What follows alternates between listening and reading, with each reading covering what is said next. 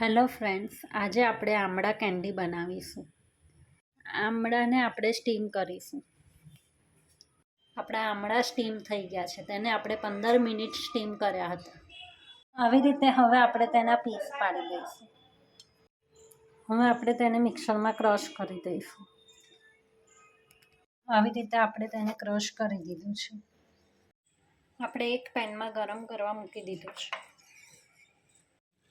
તેમાં આપણે ટેસ્ટ મુજબ મીઠું એડ કરીશું.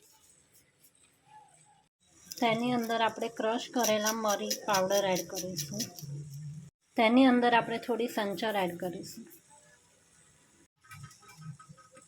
તેની અંદર આપણે થોડો જીરાનો પાવડર એડ કરીશું. તેની અંદર આપણે છીણેલો ગોળ એડ કરીશું.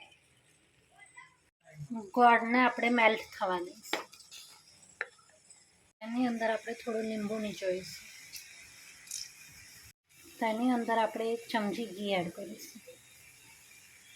આપણે ગેસ બંધ કરી દઈશું. એક થાળીમાં ઘી લગાવીને તેને ઠારી દઈશું. તેના પીસ પાડી દીધા છે. હવે તેની ઉપર આપણે દળેલી ખાંડ એડ કરીશું.